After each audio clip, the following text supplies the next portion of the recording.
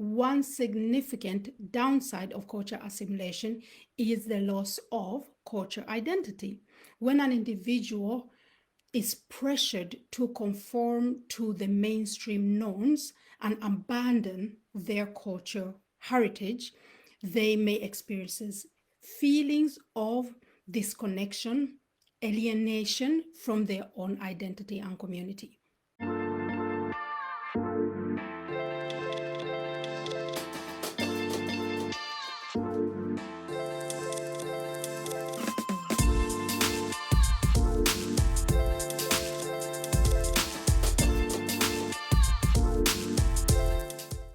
Welcome, sis. Welcome back. I am your host, Miriam. I am the founder of Edges and Drinks. I'm also a culture entrepreneur and a service expert. It is one of my life's greatest joys to serve you, Black and Brown women of the Nordics.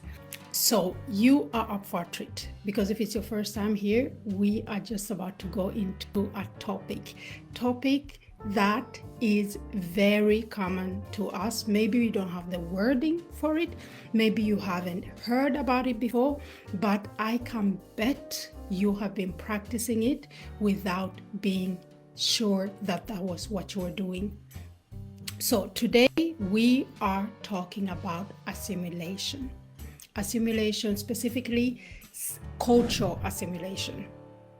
And if you haven't heard that word before, girl, we are too. The thing is, we're learning together.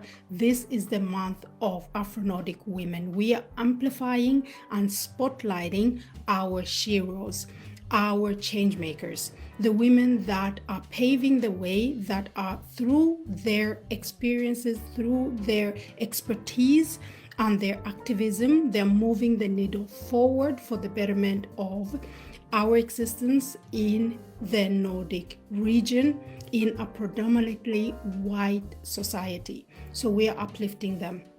But one thing that they have set down the foot for, what they have decided not to partake in anymore, is assimilation. So that's what we're talking about today. It's a critical topic, and I hope that you stick around throughout the whole live. So talking about the topic assimilation and cultural assimilation, to be precise, it affects many individuals in our community. And when I say in our community, in the Nordic region, it's because it's no secret that the Nordic region is a predominantly white society, and a system that wasn't created for Black bodies, and specifically not for Black women. That's what I thought that we need to talk about it, and we're gonna deep dive and unpack it today. We're gonna learn today. So when I talk about culture assimilation, I mean it's the process of which individuals or groups adapt to costumes, traditions, or social norms of another culture. And this can be to the extent of stepping away from our own culture, traditions, or culture identity. We've spoken about identity earlier. I go live every Wednesday and we talk about different topics because we've set 2024 as the year of overflow. And to be able to live a life of overflow, it takes some work. But with that work, we need the right tools. So myself and my team have decided that this year we're going to give you the tools. We're going to lean into the equipping part of our slogan, that is unapologetically, remember that word, unapologetically connecting, equipping, and celebrating Black and Brown women in the Nordics. So with that, today we are talking about assimilation. So the process of stepping away from your culture identity. Why? You're probably thinking that's a big step. Why?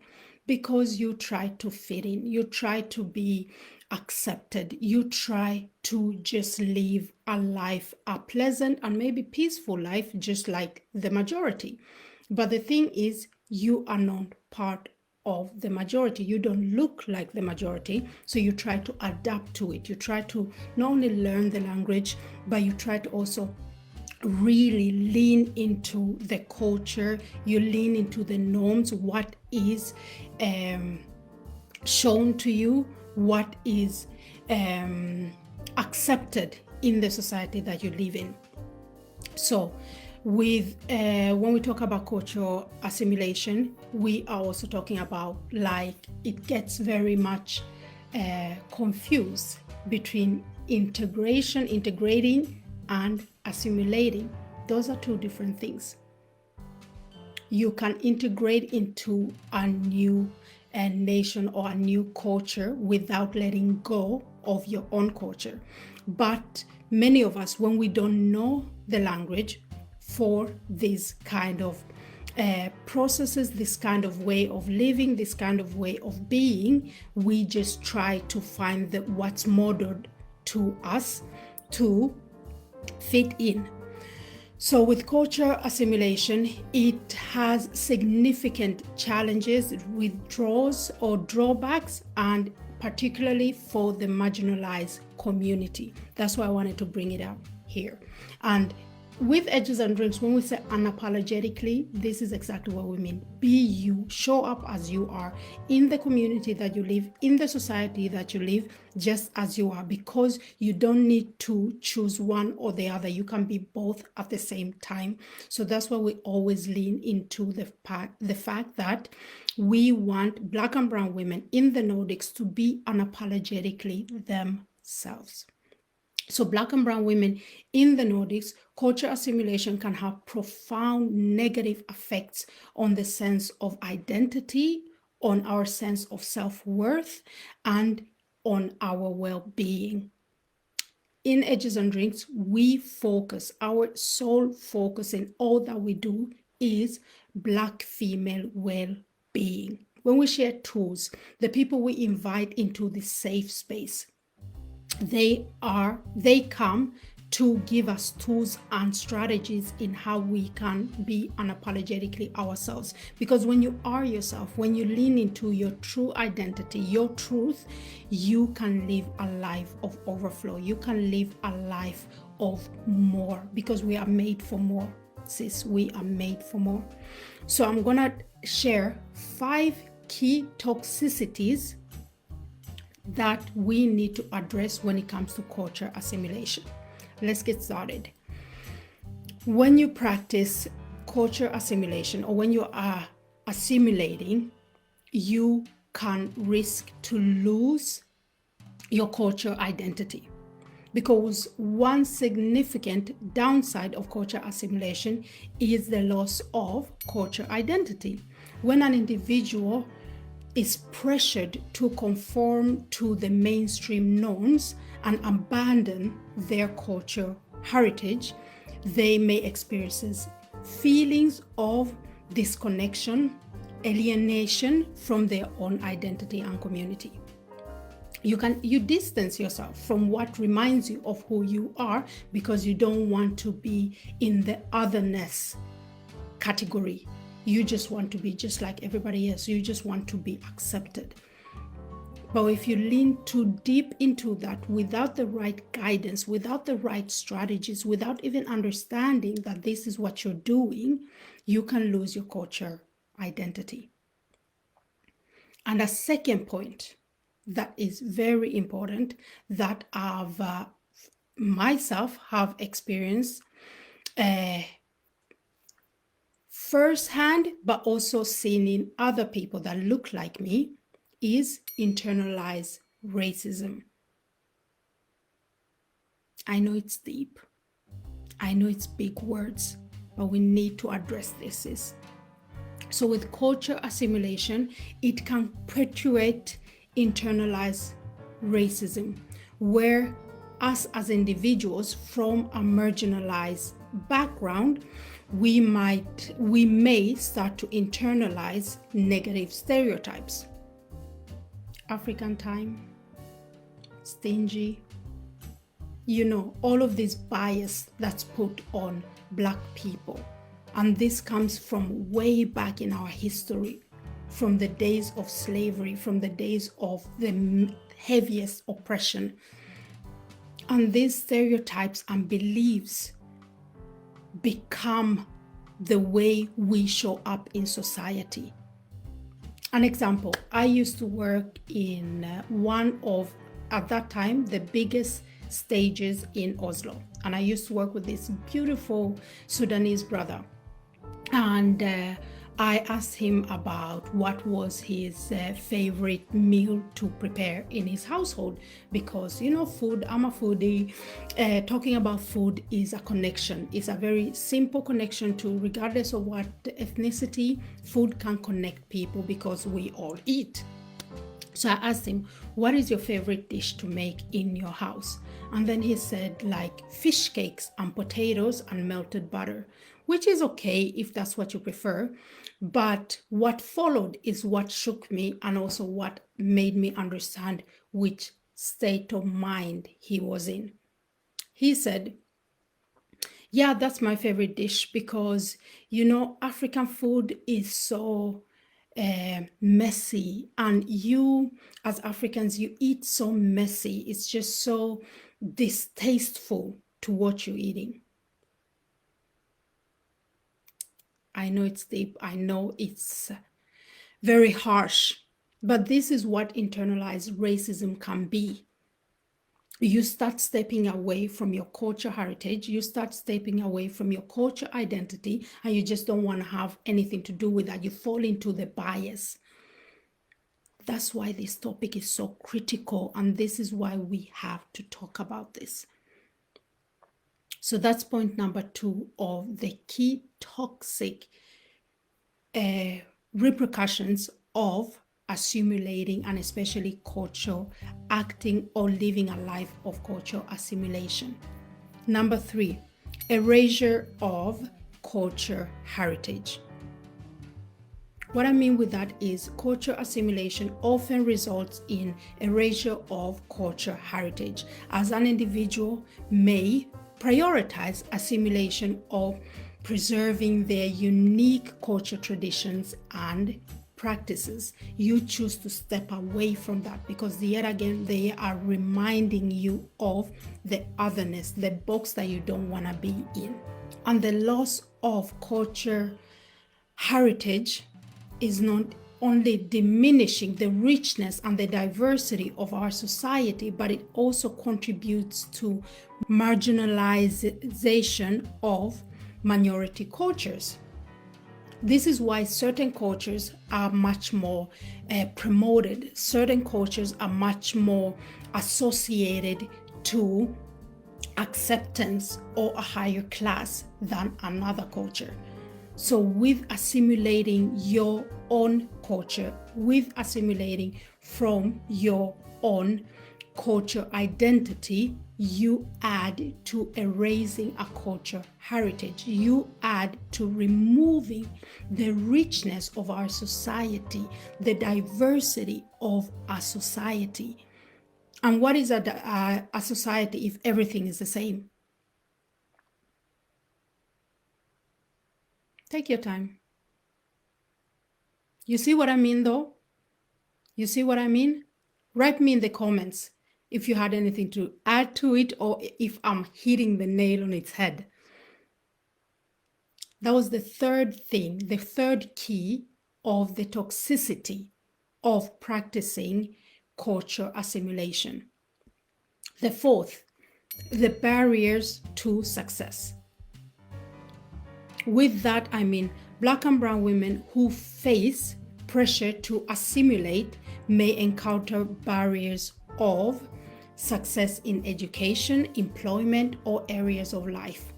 So when you choose not to fall into the adapting to the beauty norms in your society, to the ways of your society, to the different culture that you may encounter in a new nation or a new region or a new space, if you choose to do that, you can then experience barriers, this wall, a ceiling maybe, that you can't get higher because your identity is associated to a certain level of success. Discrimination and bias against individuals who deviate from the mainstream norms can be hindered from reaching a higher success in life, in education, in their career. And it can affect your socio-economic mobility. So that's key number 4. Barriers of success. Key number 5, and the last key of the toxicity of culture assimilation for Black and brown women in the Nordics, is it impacts your mental health. We all have a mental health. There is, in the beginning, I spoke about that we focus on Black female well-being. And that's why this point here is very important. The process of culture assimilation can take a toll on your mental health and your well-being, because you're always processing, how am I going to show up? How can I be better accepted? What version of me do they want to meet? What version of me will be accepted? That takes a toll on your well-being. You're always working double or 3 times harder than the majority individual in your society. This can trigger stress, anxiety, depression, and other mental health issues. This is why I was saying that assimilating and integrating are 2 different things. When you assimilate, you take a step back from who you are, from your identity, because you want to be accepted. And the constant pressure to confirm, the loss of culture connection can trigger feelings of isolation and disempowerment. That's why Edges and Drink, this safe space, I'm so driven to continue with it, because we need it. We need a space where we can meet our ethnical peers, where we can feel that my feelings, my emotions are validated, where we can exchange experiences. But then we also need the tools to go back into our society, where we can be ourselves, where we can have that conversation about, oh, you have new hair. Oh, maybe light-skinned Blacks are more accepted. You know, all of this bias, all of this sometimes nonsense that's thrown to you as a marginalized individual. We share tools, and then we celebrate. I want you to celebrate yourself, sis. I want you to celebrate yourself. Celebrate your cultural identity. Celebrate the way you were born. Celebrate the way you show up in your Blackness, in your society. Because if you don't, it will take a toll on your mental well-being. We don't just out of the blue wake up depressed. You have a community that looks like you, a community that validates you. You have a self-esteem, connect a positive self-esteem to the individual that you are, and then you wake up depressed. It doesn't work that way. I mean, heck, Edges and Drinks is a result of many, many years of assimilation. If it's your first time here, then maybe you haven't heard the origin story of Edges and Drinks, but I'll share it with you shortly in terms of, I'll share with you in a short story. I was born in Uganda, grew up in Sweden, and grew up in a Swedish foster family. Myself and my siblings, we were 4 out of 6 Black people in our community. So we didn't see anybody that looked like us, that was older than us, that could show us the way of being ourselves in our community. So what do? Children don't do what you say, they do what's modeled to them.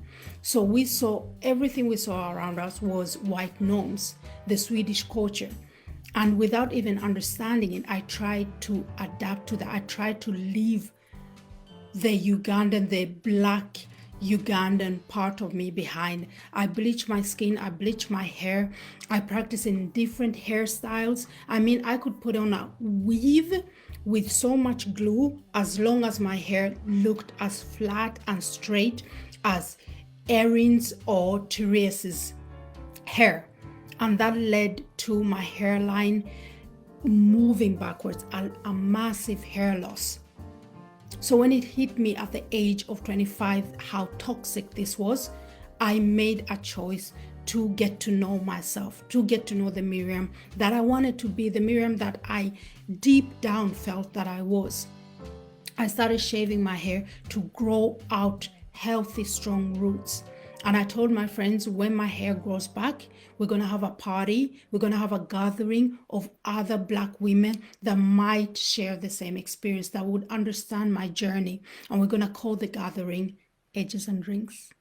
And drinks as a symbol of a watering pod, a safe space where we could exchange our experiences and then celebrate ourselves just the way we were.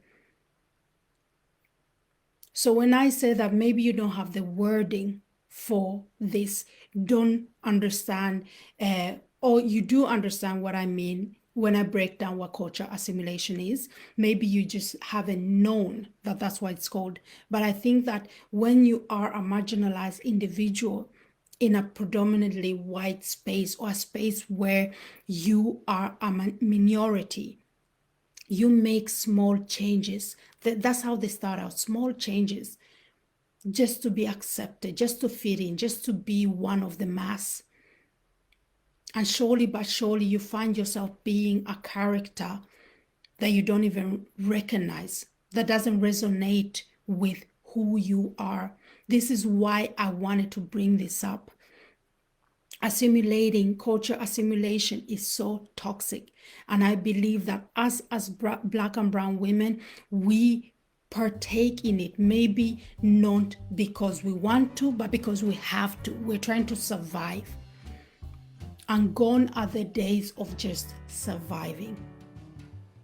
We are going to live unapologetically. We are going to show up unapologetically, just the way we are, just the way that we want to be.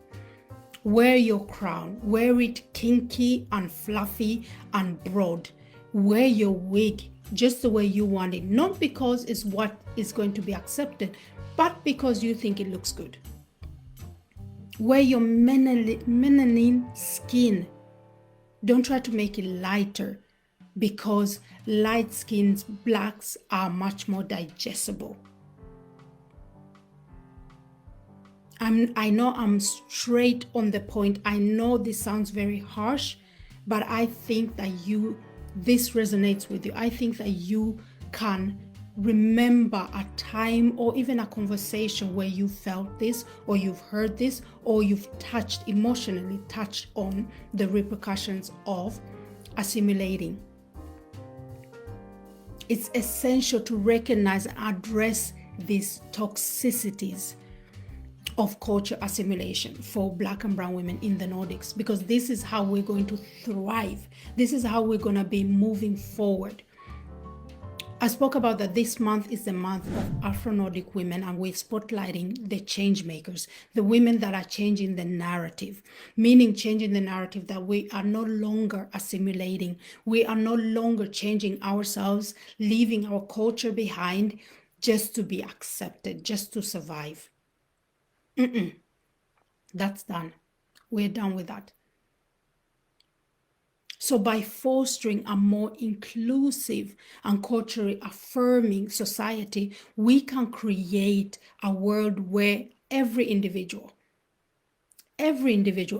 should feel valued. Everybody should feel respected. Everybody should feel empowered to embrace their culture identity authentically.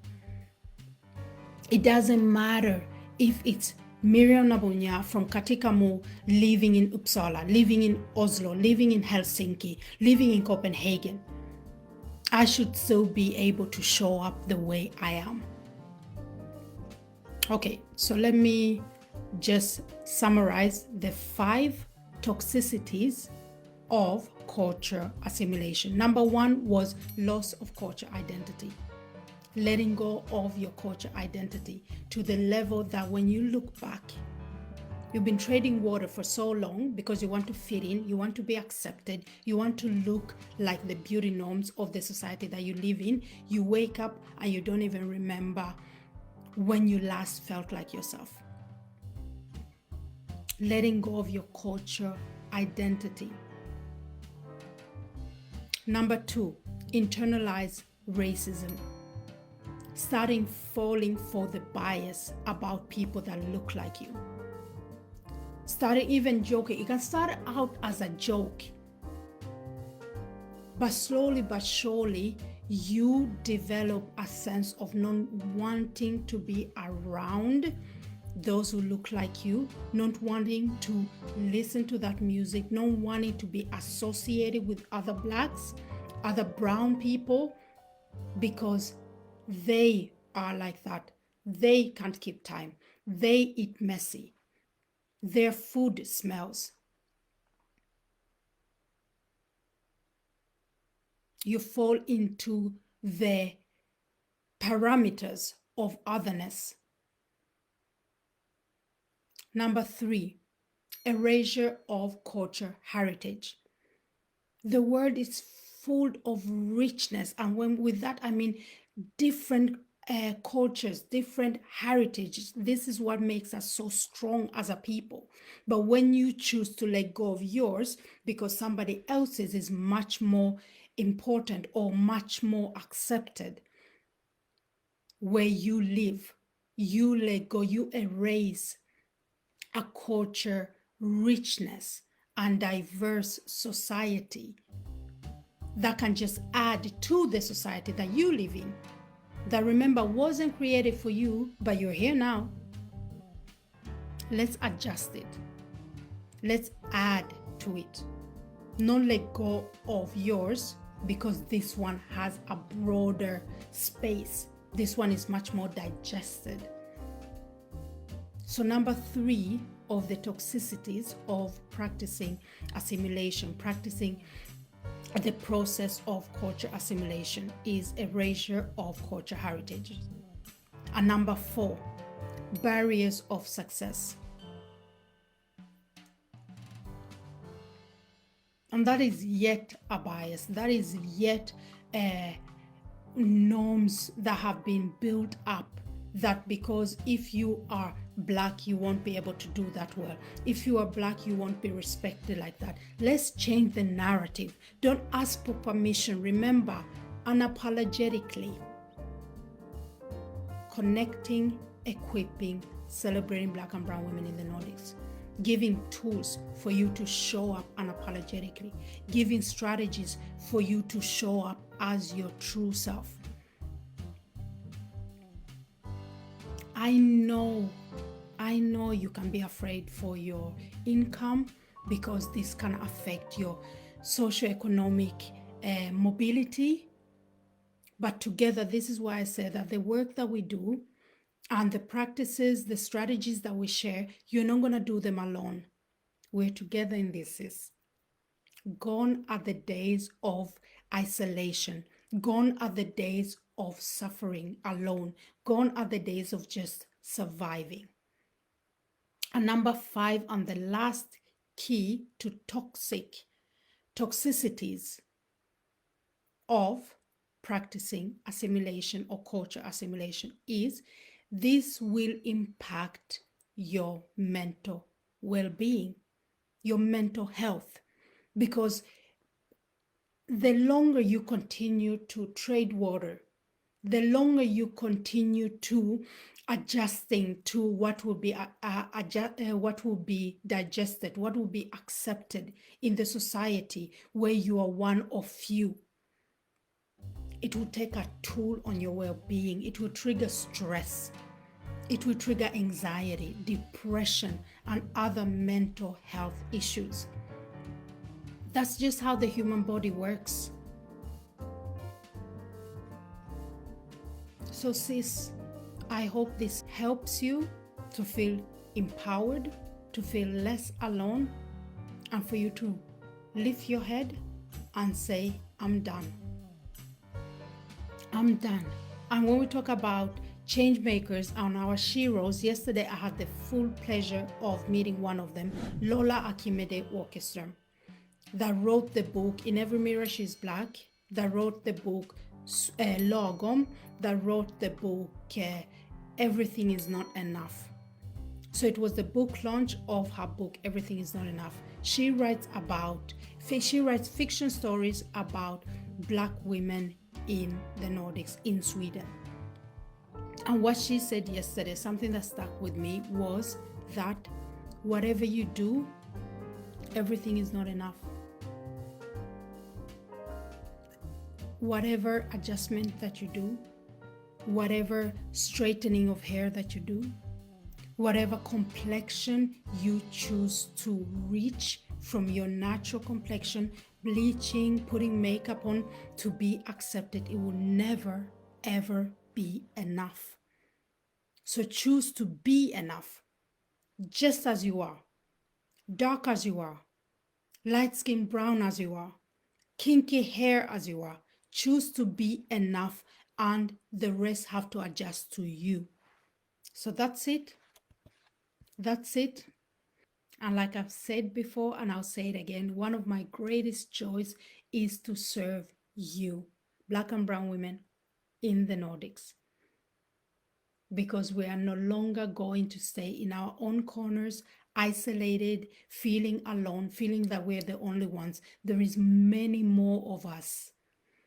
The Nordics don't look the way they looked 50 years ago. There is many more of us.